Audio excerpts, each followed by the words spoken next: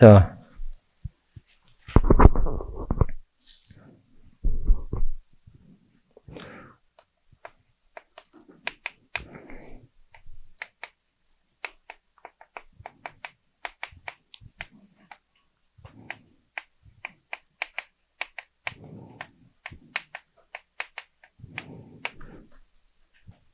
근데 제가 항상 뭐 이렇게 얘기를 듣거나 하는데 공법 너무 어렵죠? 네. 그럼 이제 공법에서 몇 점 맞을 수 있을 것 같아요? 공법, 공법이요. 여러분들 60점 맞기는 어려워도 50점 맞는 건 그래도 할만하다고요. 네. 50점 맞으려고 쭈라고 공법만 공부해. 예? 그러니까 중개사법 7점 맞는다니까? 그러니까 떨어져. 아셨죠? 중개사법을 최소 80점 이상은 맞아야지. 무슨 말인지 아시겠습니까? 여러분들, 이거 60 맞는 건 되게 쉬워요. 그렇게 어려운 일은 아니에요. 얘만 80점 맞으면 얘가 50 맞아도 합격한다니까. 그렇지 않습니까? 중개사법이 뭐 쉬운 과목이다라고 말을 하는 건 아니지만 중개사법은 하면 80점 맞을 수 있는 거는 충분히 된다고요.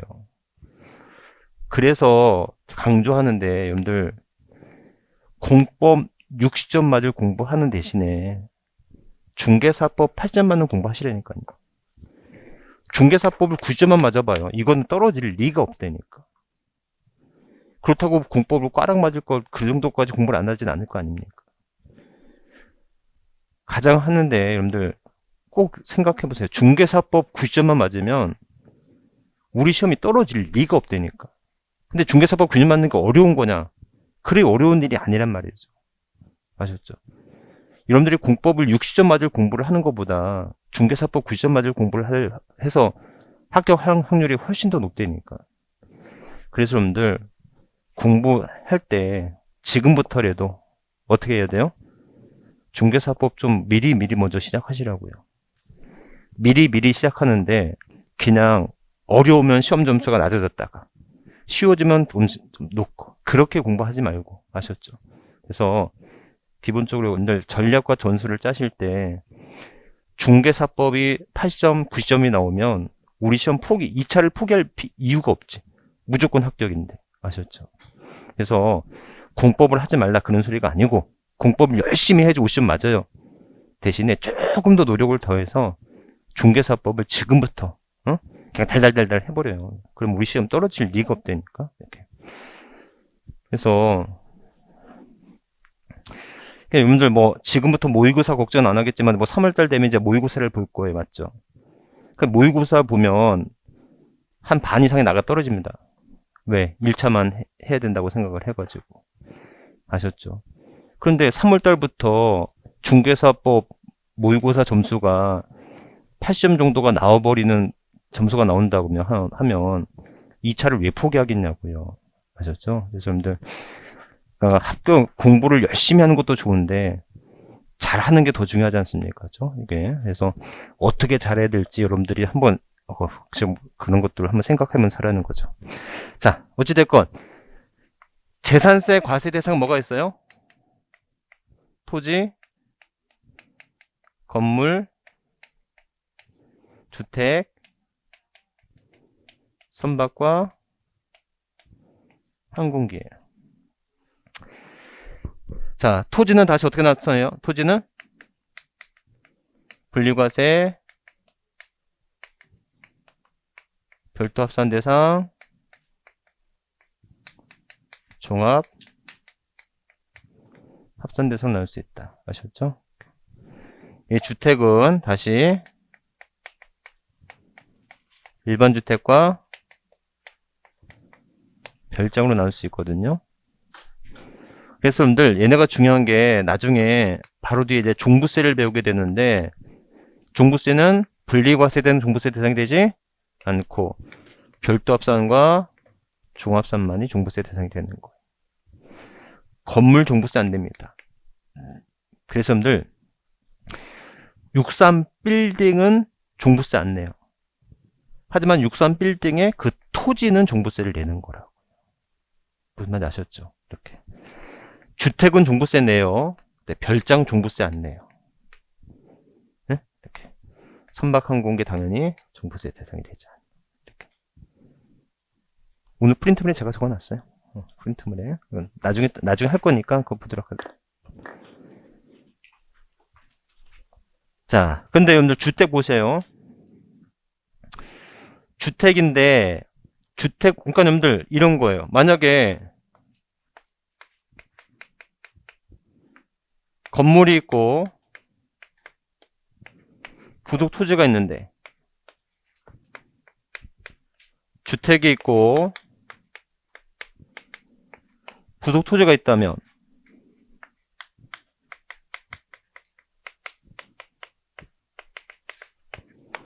건물분 재산세 내는 거고요.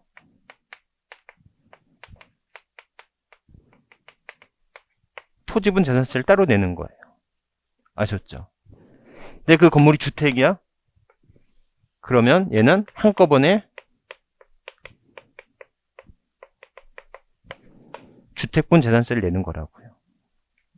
무슨 뜻인지 아셨죠? 이렇게.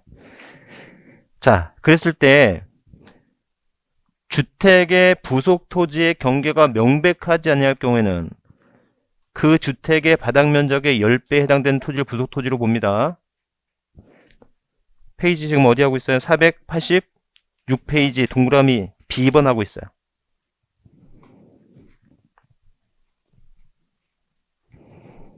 아셨죠?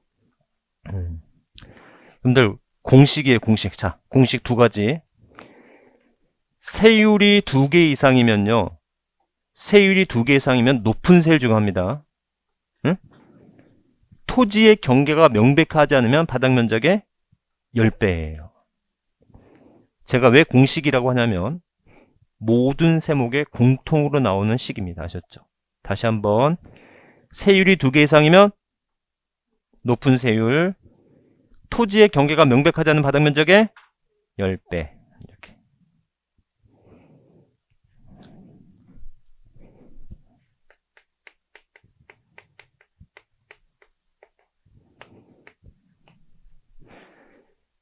여러분들 다가구와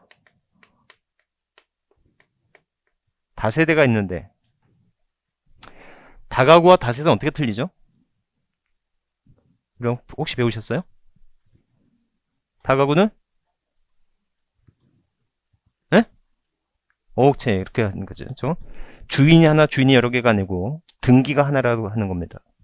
얘는 등기가 하나고 등기가 각각이고. 아셨죠? 그럼들 다가구 주택도 여러 명이서 소유가 가능해요. 공동 소유가 가능해요. 근데 다가구 주택은 등기가 하나이기 때문에 지분으로 표시해야 되는 거예요. 다가구 주택은. 아셨죠? 다세금 물건별로 등기가 가능한데. 그럼 어찌됐건 건축법에서는요. 다가구는 단독이거든요. 네? 근데 다세대는 공동주택이에요. 그러면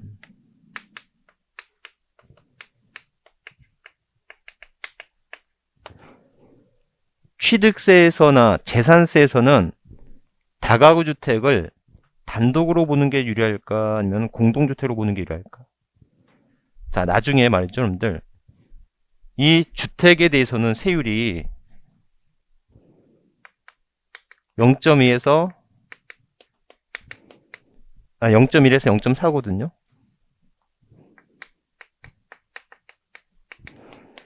여러분들 이런 세율을 무슨 세율을 하는지 아세요?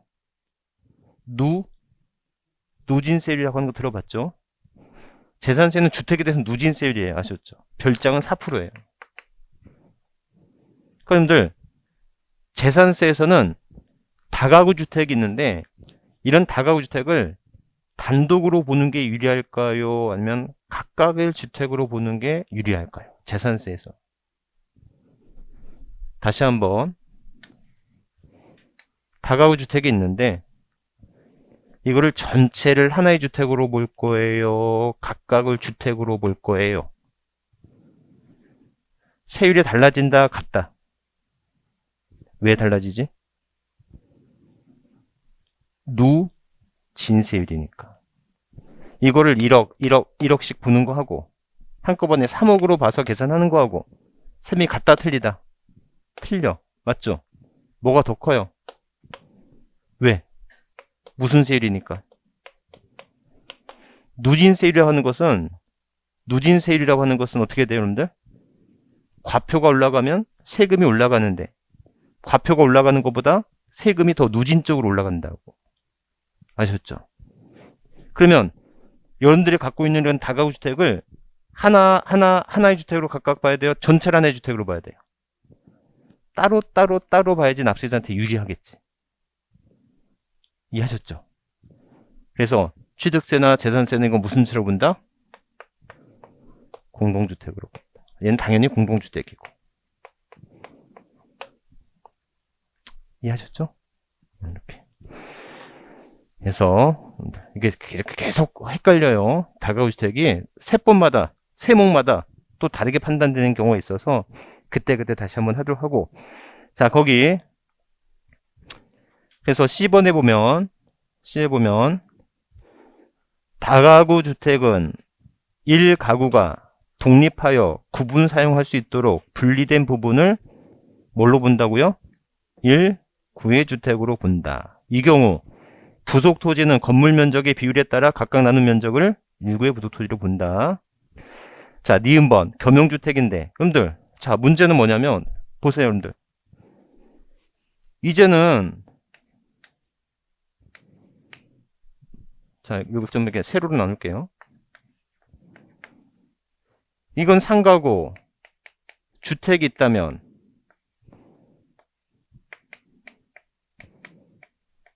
부속 토지가 있을 텐데, 다시 한번 얘기하지만 이 건물이 상가 건물이라면 건물분 재산세, 토지분 재산세를 따로 내야 되지만 이게 주택이라면 어떻게 돼요? 한꺼번에 내는 거잖아요. 아셨죠? 그러니까 이런 겸용주택이 있을 때 이 겸용주택이 한 동이 겸용주택이냐, 한 구가 겸용주택이냐 나눠진다는 거예요.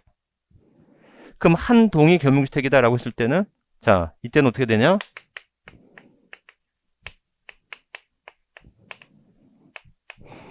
주택만 주택으로 본다는 거예요.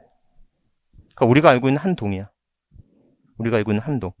그러니까 신도시 같은 데 가보면 1층에는 상가 건물이고 2, 3층부터는 주택인 건물도 많이 있지 않습니까? 그러니까 이 한 동이 겸용주택이다. 응?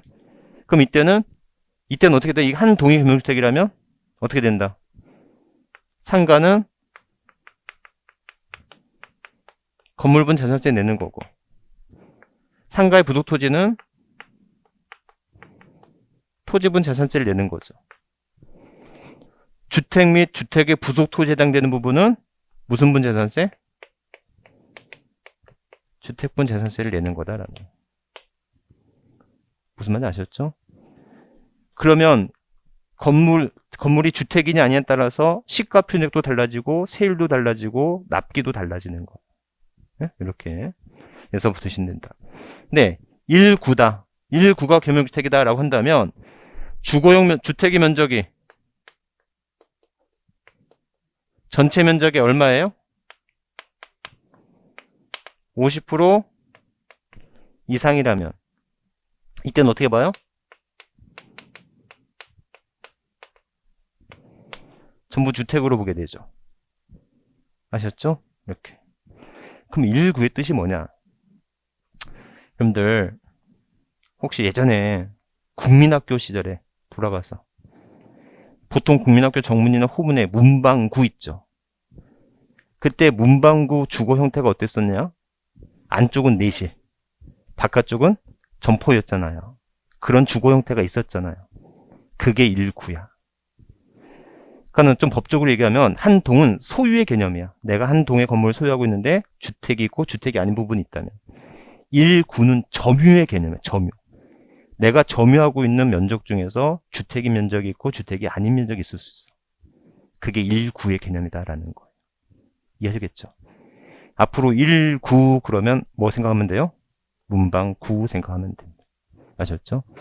그랬을 때 그때 주거 면적이 전체 면적의 50% 이상이라면 그거 담보로 뭘로 보겠다?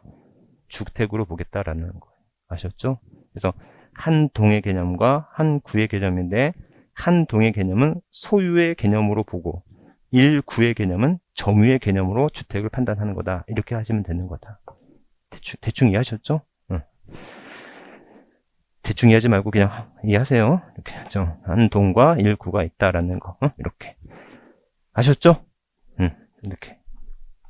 그래서 과세 대상 지나갈 거야. 자, 재산세 납세무자 제일 중요합니다.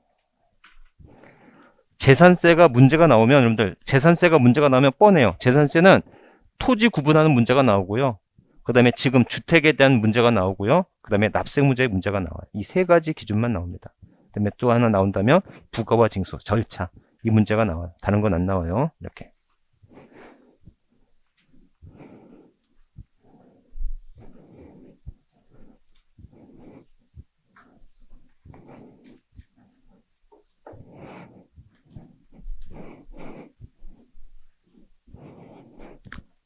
자, 재산세 납세무자 볼게요. 여러분들, 재산세 납세무자는요, 원칙적으로 6월 1일 현재 사실상 소유자가 지는 거예요. 다시 한번, 여러분들, 등록면허세 납세무자는 누구였지? 등록면허세 납세무자는 등기 등록을 하는 자. 등기 등록을 하는 자란 구체적으로 누굴 말한다? 등기 권리자. 예? 등기 권리자란 등기를 함으로써 권리 또는 이익에 증대가 되는 자가 등기 권리자였죠. 그랬을 때 이 등기 권리자는 실 권리자는 다 외관상 권리자라 족하다. 왼상의 권리자로 족하다. 이렇게 기억하시면 되겠고. 재산세는 언제다? 6월 1일 현재 사실상 소유자가 진다. 6월 1일 현재라고 했을 때, 자, 그러면 6월 1일 현재 전에 사고 팔았어요. 그럼 누가 지면 돼요? 예? 에잉. 6월 1일 전에 사고 팔았어요. 5월 30일에 사고 팔았다고요? 누가 져야 돼요? 또 아무 생각 없네, 또. 또 아무 생각 없어, 지금. 6월 1일 전에 샀으니까 6월 1일 전에 B가 져야 되겠죠. 그럼 6월 1일 후에 사고 팔았어요. 누가 져야 돼요? A가 져야 되겠죠. 이거 생각해야 됩니까? 아셨죠? 그러니까는 누가 오래 갖고 있었는지가 중요한 게 아니고 6월 1일 시점에 소유자가 지면 돼요. 아셨죠? 우리는 이걸 과세 기준일이라고 하잖아요. 6월 1일 과세 기준일. 네?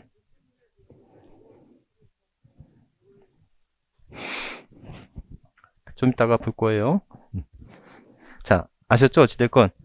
그러니까 등기를 했건 말건 간에 언제 시점에 소유자다? 6월 1일 시점에 소유자가 지는 거예요. 아셨죠? 네, 사실상 소유자다. 그럼 여러분들 6월 1일 전에 6월 1일은 중개사 쉬는 날입니까?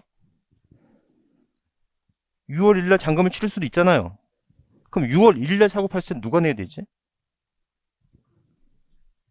B가 냅니다. 아셨죠?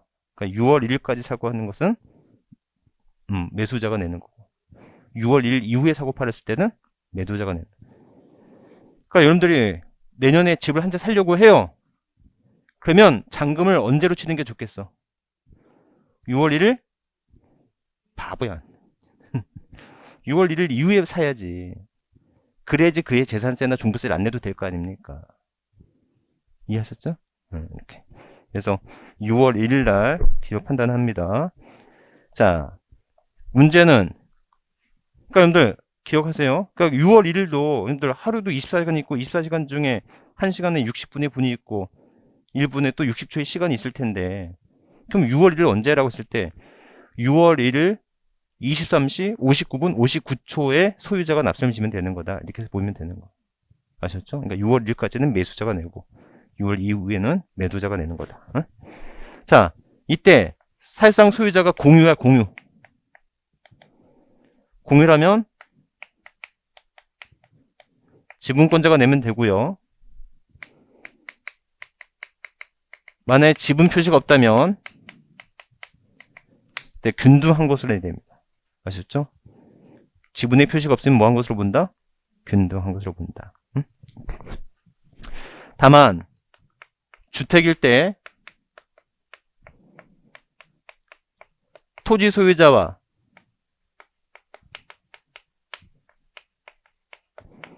건물 소유자가 다르다면 이때는 무슨 비율로 나눠라?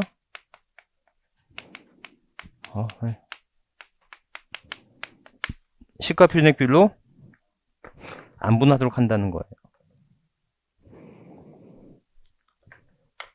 자, 우리 이게 주택이라고 한다면 이 주택에 대한 재산세는 예? 자, 이 주택에 대한 재산세를 둘이 각각 갖고 있으면 이 총 주택에 대한 재산세를 서로 지분별로 나눠서 내면 되고, 지분의 표시가 없으면 균등한 것으로 모아서 나눠서 내면 되겠죠. 근데 이 주택을 갖고 있는데 건물 소유자, 토지 소유가 다르더라도 이 주택에 대한 세세는 똑같은 세금을 내는데 토지가액과 건물 시가평균 비율대로 나눠서 내면 되는 거다. 제 말 이해하셨죠? 이걸 제가 혼자 갖고 있어요. 혼자 갖고 있을 때 재산세하고 둘이서 갖고 있을 때 재산세가 같아요, 달라요? 다시 한번, 하나의 주택에 대한 재산세를 혼자서 재산세를 내야 되는 것과 둘이서 내야 되는 것은 세금의 차이가 있어요, 없어요? 예? 없다니까. 재산세는 총 계산세는 계산이 됐어. 혼자서 내던 둘이서 내던, 둘이서 낼 때는 지분별로 나눠서 내면 되고, 지분의 표시가 없으면 균등한 걸로 나눠서 내면 되고, 토지 소유자, 건물 소유자가 달라? 그래도 재산세 총액은 똑같아. 근데 어떻게 내야 돼? 건물가액과 토지가액 비율대로 나눠서 내면 되는 거야. 무슨 말인지 아셨죠? 이렇게. 그래서 그런 뜻이다. 그러니까는 지분권자가 낸다는 것은 재산세액이 변하는 거 아니에요. 하나의 재산세를 나눠서 내라는 거야. 아셨죠? 토지 소유자, 건물 소유자가 다르더라도 하나의 재산세를 시가평균 비율대로 나눠서 내라는 거예요. 아셨죠? 이렇게. 자, 그래서 이렇게 되면 되겠다. 자, 이제 문제는 거기 동그라미 1번 보세요. 공부상 소유자가 있어요. 찾으셨어요? 공부상의 소유자가 매매 등의 사유로 소유권이 변동되었는데도 신고하지 않은 사실상 소유자를 알 수 없을 때는 공부상 소유자를 납세무자로 보고, 공부상의 개인 등의 명의로 등재되어 있는 사실상 종중재산으로서 종중소유만 신고하지 않을 때는 공부상 소유자를 재산세 납세를 본다. 이렇게 돼 있죠? 자, 주의 보세요. 예외적으로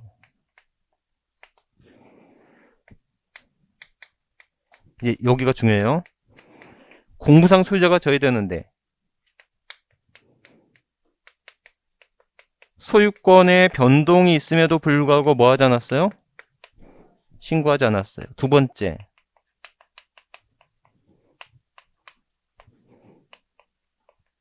사실상 종중재산으로서 뭐 하지 않았어요? 신고하지 않았어요. 자, 지금 여러분들 결국은 사실상 소유자와 공부상 소유자가 서로 뭐 할 수 있다? 다를 수 있다는 거 아시겠죠? 자, 아까 얘기했던 거 이거예요.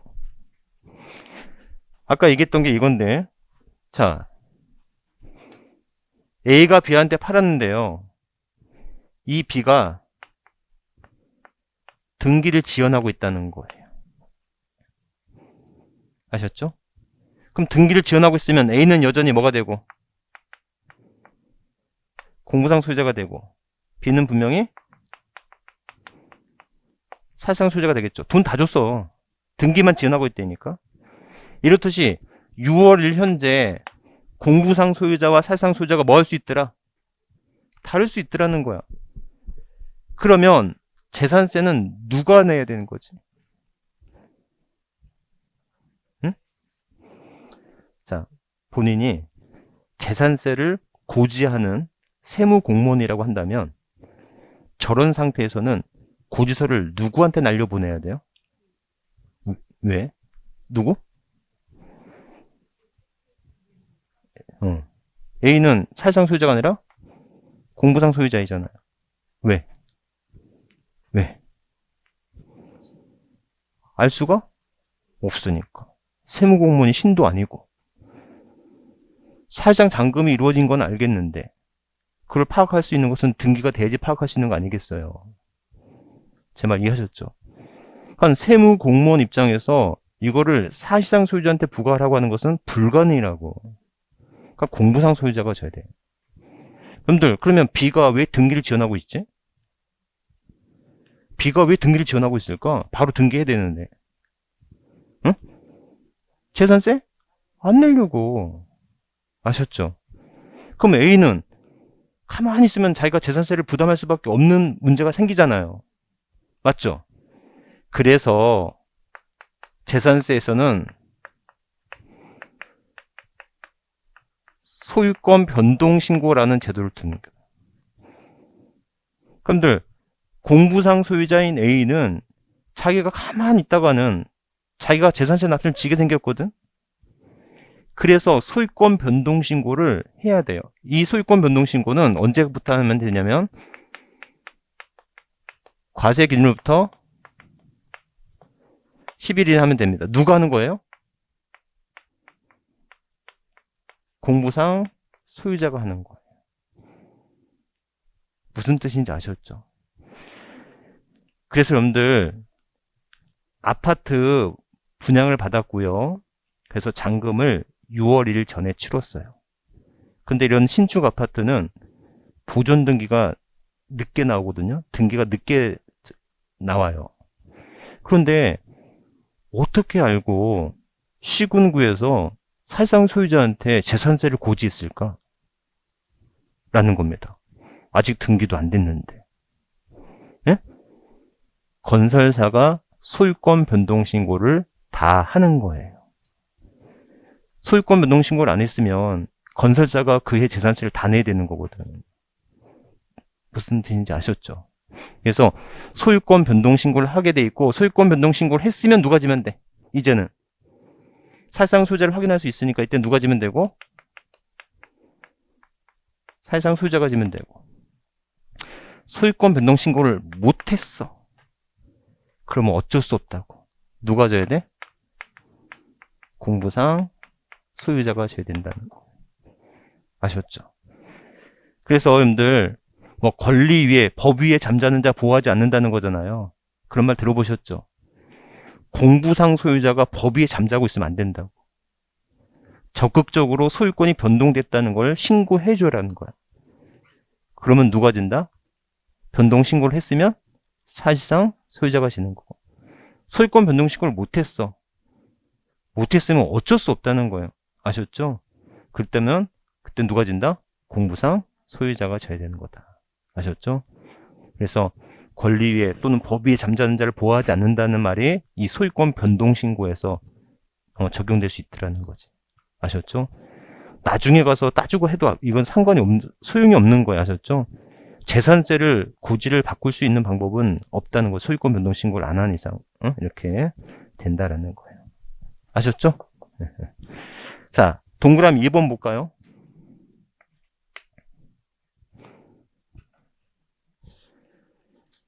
상속이 개시된 자산으로서 상속 등기가 이행되지 아니하고 사실상의 소유자를 신고하지 않을 때는 주된 상속자를 납세문제로 본다.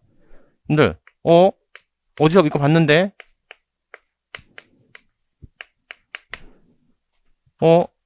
취득세에서 누가 기록되어 있죠? 취득세는? 상속인 각자가 지분별로, 네. 무슨 납부가 있다? 연대납부가 있다는 거예요. 그런데 재산세는 누가 져야 되죠? 네? 주된 상속인이라는 거. 이게 헷갈린다고. 지등 상속인이란 지분이 같다면 연장자 순이다. 아셨죠? 지분이 큰 자, 지분이 같다면 연장자다라는 거예요. 저희 아버지가 3년 전에 돌아가셨는데 아버지가 진짜 재산 하나 안 남기고 돌아가셨어요. 이렇게 빚만 남겨두고 돌아가셔가지고 네, 재산이 없는 줄 알았는데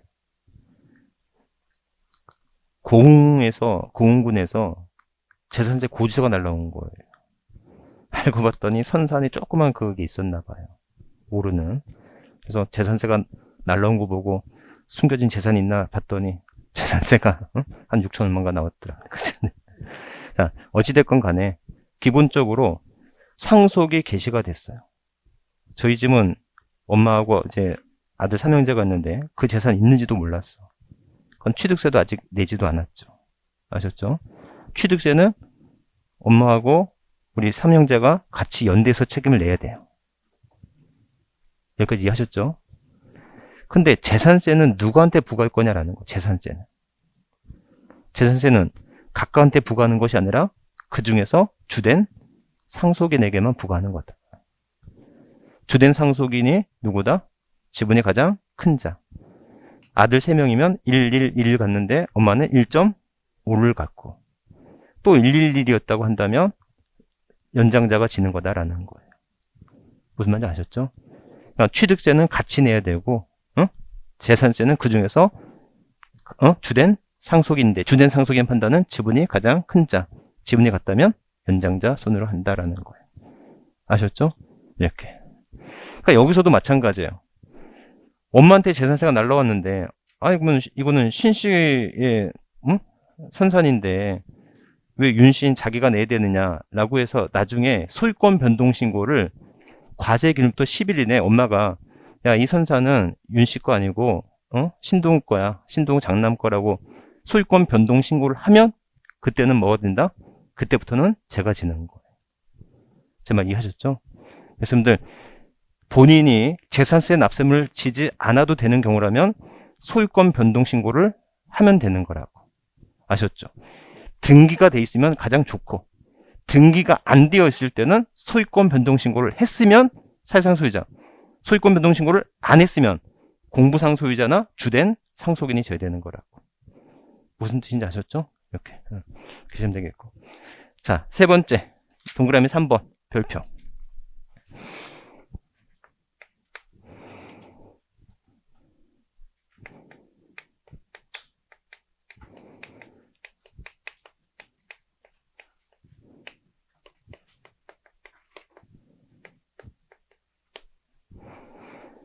국가 등과 연부로 매매계약을 체결하고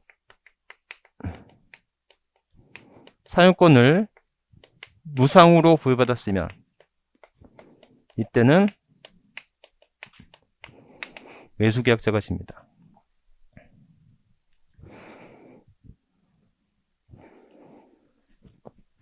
근데 세법은요, 여러분들이 뭐 별도로 공부해 두는 건 좋은데 세법은 그냥 수업 시간만 빠지지 말고 오세요.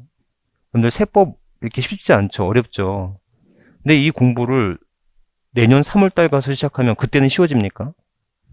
내년 5월달 가서 시작하면 그때도 쉬워지나요? 아니죠. 세법은 지금도 어렵고 3월달 시작해도 어렵고 5월달 시작해도 어려운데 그럼 공부를 어떻게 하느냐? 그냥 수업만 빠지지 말고 그냥 듣고 계세요. 듣고. 응? 수업 빠지지 말고 수업만 듣고 계시다가 5월달 정도 이제 문제 할 때 그때 이제 뭐 하면 돼요? 본격적으로 이제 외우기 시작하면 되고요. 아셨죠? 저는 올해 와서 세법 지금 공부 시작했다면 벌써 취득세 세율만 암기하고 가도 공부가 얼마나 편해집니까? 아셨죠? 그러니까는 세법 공부는 어렵다 하더라도 그냥 수업 시간만 빠지지 말고 그냥 오시면 돼요. 아셨죠? 네. 자, 여러분들 국가 등과 연부로 매매 계약을 체결하고 사용권을 무상으로 받았다. 여러분들 무슨 말인가 하면 이런 거예요. 지금 이거 소유가 누구 걸까요? 국가 등과 연부로 매매 계약을 체결했어. 연부라고 하는 것은 어떻게 되는 거예요? 매년 일정액을 지급하는 거잖아요. 그럼 아직 잔금을 치르기 전이니까 여전히 소유는 누구 거예요? 아직까지는 국가 등의 소유라고. 아셨죠? 그런데 사용을 누가 하고 있는 거예요? 사용을 개인 등이 하고 있는 거잖아요. 아셨죠? 근데 그 개인 등이 사용하는데 그 개인 등이 무상으로 쓰고 있어. 그럼 이거 누가 이익을 보고 있어요? 개인이 이익을 보고 있죠. 국가 건데 개인이 이익을 보고 있어. 그럼 이거 과세 비과세? 과세. 누구한테? 매수계약자. 근데 그걸 유상으로 써요. 누가 이익을 봐요? 국가가 이익을 보죠. 그럼 이거 뭐 하면 돼요? 비과세 하면 돼요. 아셨어요? 그래서 여러분들 재산세의 특징이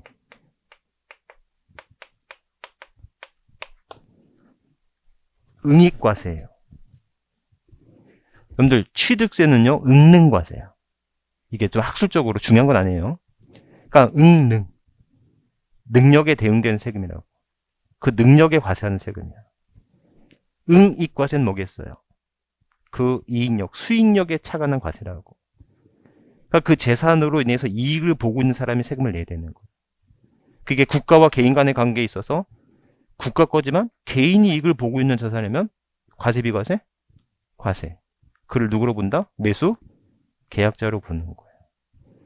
개인이 사용하더라도 개인이 사용하더라도 개인이 유상으로 돈 내고 사용하고 있어. 임대료 내면서 사용해. 그럼 이익이 누구한테 있어요? 국가한테 있으니까 뭐 하면 된다? 비과세.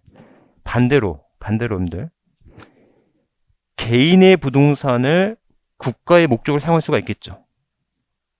무슨 말인지 아셨죠? 이렇게. 저기 어디지? 고양세무서인가? 동고양세무서. 동고양세무서 가보면 세무서가 임대해서 사용하고 있거든요. 무슨 말인지 알겠죠?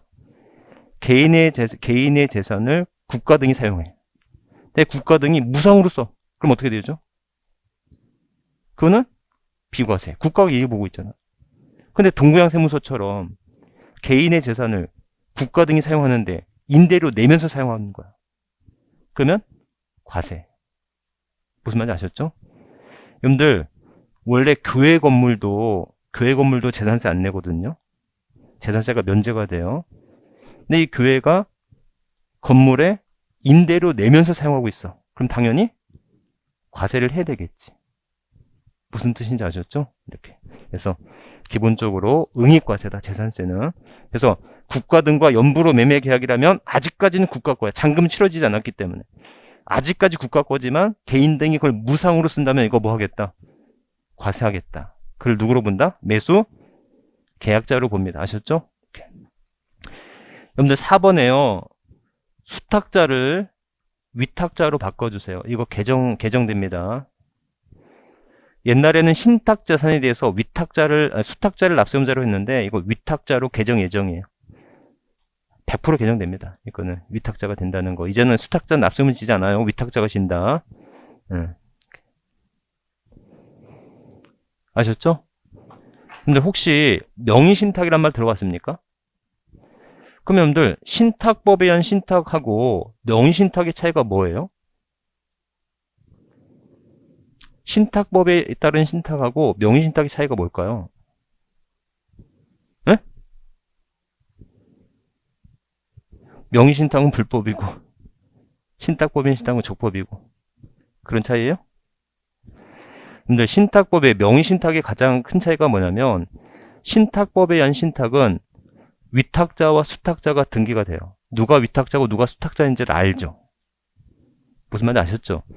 근데 명의신탁은 누가 위탁자인지 나타나지 않아요. 네, 그게 명의신탁인 거예요.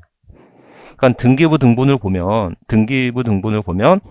위탁자와 수탁자가 등기가 된다니까. 그러니까 누가 위탁자고 누가 수탁자인지가 확인이 돼.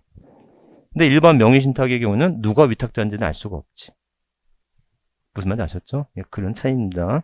어찌됐건 신탁법에 따른 신탁일 때는 재산세 납세무는 수탁자가 지는 게 아니라 누가 져야 된다?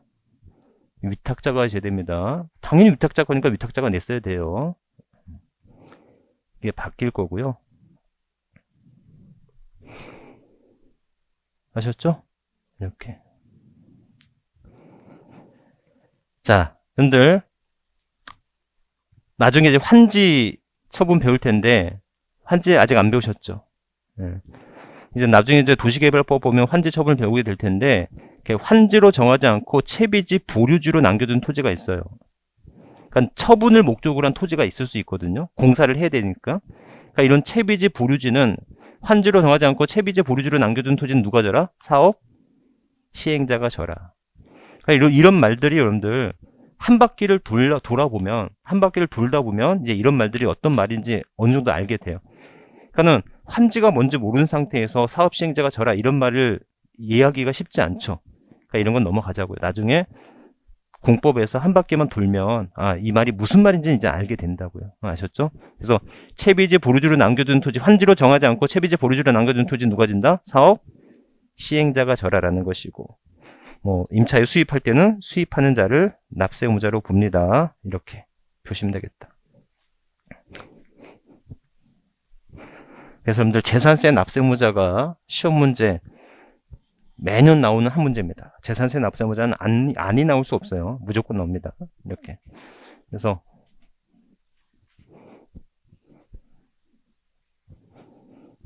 자, 여러분들 보세요. 다시 한번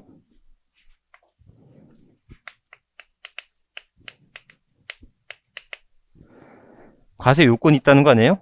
과세 요건이 뭐 있어요? 과세 대상, 납세 의무자, 과세 표준, 세율, 그 다음에 부가후 징수 있어요. 이렇게. 자, 그래서 과세 표준 쓰진 않을게요. 여러분들 취득세 과표 다시 한번 생각해 볼까? 자, 취득세 과세 표준은요, 실질 취득은 취득 당시 가액, 간주 취득은 증가한 가액이었어요. 이때 취득 당시 가액은 원칙은 신고 가액으로 했으면 돼요. 다만 예외적으로 신고가 없거나 신고가액의 표시가 없거나 신고가액이 시가 표준액에 미달되거든, 또는 상속이나 증여 등 무상취득일 때는 무조건 시가 표준액으로 했었고, 다만 시가 표준액에 미달하더라도 반드시 살상가액으로 해야 되는 경우가 있었죠. 뭐가 있었지? 국수 공판장이 있었지. 아셨죠? 국가 등록토 취득, 수입에 의한 취득, 공매에 의한 취득, 판결문에 의한 취득, 법인 장부에 의한 취득, 그리고 부동산 거래 신고에서 검증을 받은 경우도 살상가액으로 해야 되는 경우다. 어디에 미달하더라도? 시가 표준액에 미달하더라도. 자, 등록면허세 과표 넘어올래요? 자, 등록면허세 과세 표준은요, 크게 세 가지가 있었어요. 부동산 가격에 따른 등기, 채권 금액에 따른 등기, 건수에 따른 등기. 자, 부동산 가격에 따른 등기 뭐가 있어요? 소가지, 소유권, 가등기, 지상권, 지역권. 특히 지역권은 그 중에서 요역지 가액으로 한다. 응? 채권 금액을 과표라는 게 뭐가 있어요? 저당권, 경매 신청, 가압류, 가처분. 응? 건수를 과표라는 거. 합지 말고 합병 등기, 지목 변경 등기, 말소 등기, 구조 변경 등기. 그 외에 전세권은 전세 금액으로, 임차권은 월 임대차 금액으로 하는 거다. 기억하시죠? 이때 부동산 가액은 원칙은 신고 가액으로 하고 예외적으로 시가 표준으로 하고, 다만 국수 공판장일 때는 살상 가액으로 하는 거죠. 자, 채권 금액은 일정한 채권 금액이 있으면 그 채권 금액으로 하면 돼요. 하지만 일정한 정해진 채권 금액이 없을 수 있다고 그랬죠. 채권 금액이 정해져 있지 않을 수도 있다는 거예요. 그럴 때 뭘로 해라? 채권의 목적이 된 것의 가액. 우리가 알고 있는 백미, 백가마의 가액이었다라는 거잖아요. 이해하셨죠? 이렇게. 자, 그러면 재산세 과표인데, 여러분들 재산세 과세는 토지 어떻게 돼요? 토지, 건물, 주택, 선박과 항공기예요. 아셨죠? 이렇게. 토지, 건물, 주택, 선박, 항공기예요. 자, 여러분들 보세요. 자, 본인이 집을 샀을 때하고 제가 집을 샀을 때하고 취득세는 같아야 돼요? 다를 수 있어요? 네? 같아야 돼요? 다를 수 있어요?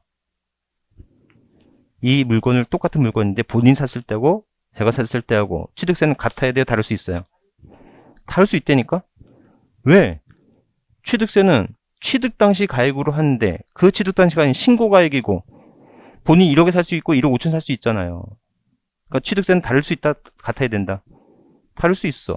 자, 그런데 이 물건을 사가지고 선생님이 내야 되는 재산세하고 제가 내는 재산세는 같아야 돼요? 다를 수 있어요? 취득세는 다를 수 있다는 거 아시겠죠? 취득가액이 다르고 신고가액이 다르기 때문에 취득세는 다를 수가 있어요. 예? 그럼 재산세는 같아야 돼요? 다를 수 있어요? 같아야 돼.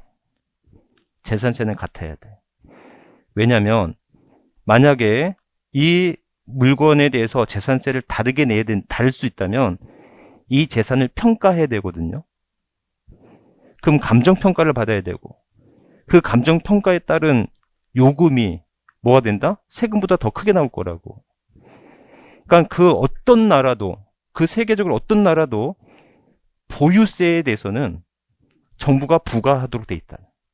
하나의 기준으로만 세금을 내게 돼 있는 거야. 제 말 이해하셨죠? 그러니까는 재산세 과표는 그냥 무조건 뭘로 하면 돼요? 무조건 시가편이에요. 감정가액이라는 거 있을 수가 없어. 이 뜻 이해하시겠죠? 그런데 취득세는 신고가액이 원칙인데 재산세는 개인, 법인 무조건 필요 없어. 무조건 무슨 가격으로 한다? 시가 표준액, 공시가격으로만 한다는 거예요. 그래서 여러분들이 재산세를 줄일 수 있는 방법, 보유세를 줄일 수 있는 방법이 있다면 여러분들 공시가격 제도 배우셨죠? 네? 공시가격을 열람하고 이의 신청하는 기간 있잖아요. 그때 가서 물어야 돼. 우리 집 그렇게 비싸지? 않다. 공시가격 낮춰달라. 아셨죠? 이의 제기를 계속해야지 보유세가 줄어든다고. 보유세를 줄일 수 있는 방법은 없어. 공시가격을 낮추는 수밖에 없다고. 무슨 말인지 아셨죠? 그래서 뭐가 된다? 시가 표준액으로 해야 된다. 그래서 여러분들 보세요.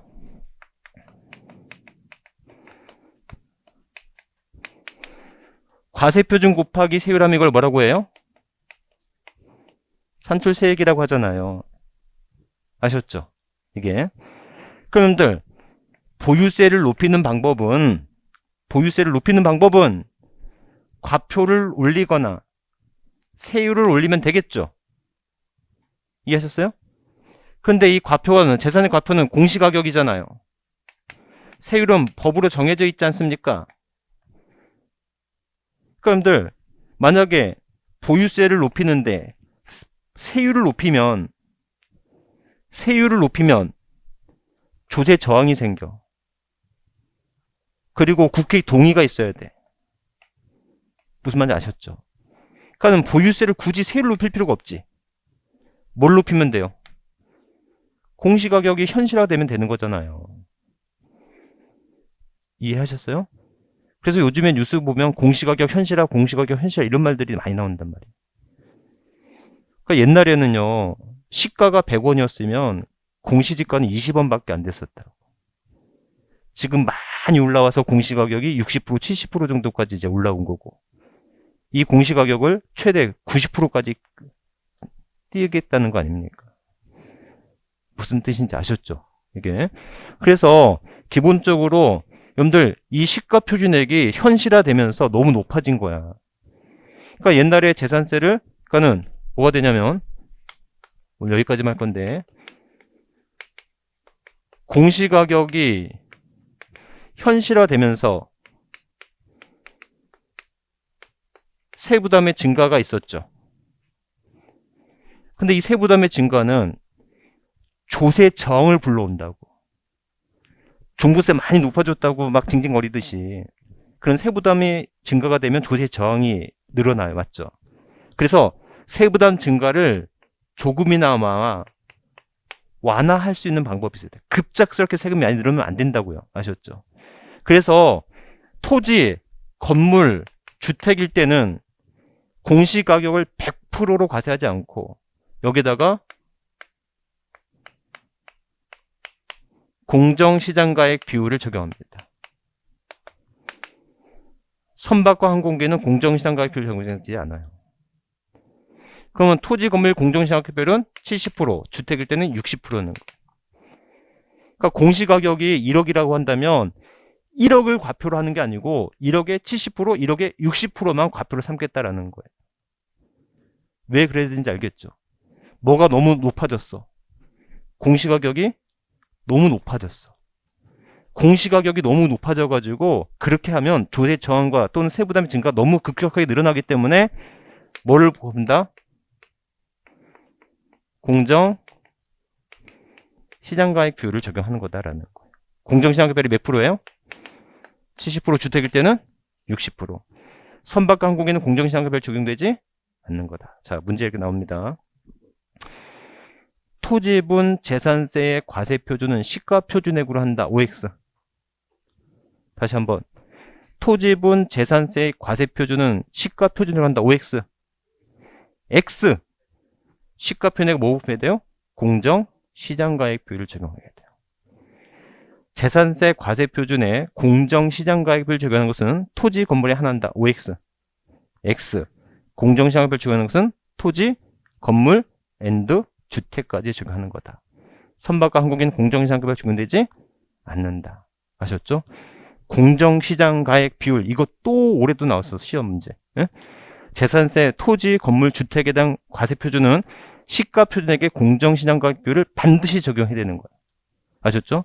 그리고 공정시장가액 비율을 적용하는 것은 토지, 건물, 주택에 하나는 것이고 선박과 항공기는 공정시장가액 비율을 적용한다 안 한다? 안 한다. 아셨죠? 이렇게. 그리고 여러분들 이게 있어. 이렇게 공정시장가액 비율을 적용하고도 세금을 계산했는데 그 세금이 또 센 거야. 그래서 뭐가 있냐면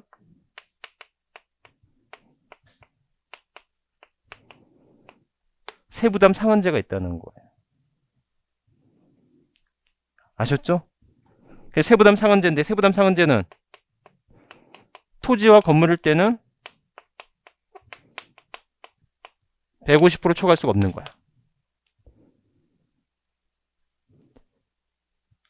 그래서 여러분들 뉴스에 나오는데 뭐 작년보다 재산세가 몇 배가 늘었다. 이거 다 뻥이라고. 아셨죠? 몇 배가 늘 수가 없어. 뭐가 있어서? 세부담 상한제가 있어서. 작년에 100원 냈고 올해 170원이야. 그럼 얼마만 내면 돼요? 150원만 내면 되는 거라고. 제 말 이해하셨죠? 주택일 때는 3억 이하면 105%. 3억 초과 6억 이하면 110%. 6억 초과하면 130%. 초과할 수가 없어요. 아셨죠? 얘는 나중에 배울 거예요. 이렇게. 그러니까 이런 제도들이 생긴 건 공시가격이 현실화돼서 세부담이 급격히 증가하는 것을 조금이나마 완화하기 위해서 이런 제도를 둔 거다. 그게 공정시장가액 비율 제도다. 아셨죠? 예, 그렇게만 기억하면 되겠고요. 자, 거기 세율이 있거든요. 세율이라 같은 거는 넘어가셔도 돼요. 자, 여기 볼래요? 자, 다음 주에 이제 할 건데, 여러분들 오늘 취득세, 등록면허세, 재산세까지 했어요. 그 다음에 우리가 이제 더 공부해야 될 것은 뭐가 있어요? 종부세하고 양도세 있거든요. 아셨죠? 이렇게. 그럼 여러분들 보세요. 세로 5개, 가로 5개. 몇 개 나와요? 25개 주제가 나오는 거라고. 네? 25개 주제 중에서 우리는 14문제를 맞춰야 돼. 14문제가 나와요. 2문제는 조세 총론에서 나오는 거고. 그러니까 여러분들 어렵지 않다니까? 뭐가 어렵지 않느냐? 지금 처음에서 어려운 거지. 공부할 주제가 우리는 이미 정해져 있어. 과세 대상, 납세무자, 과표, 세율, 부가와 징수.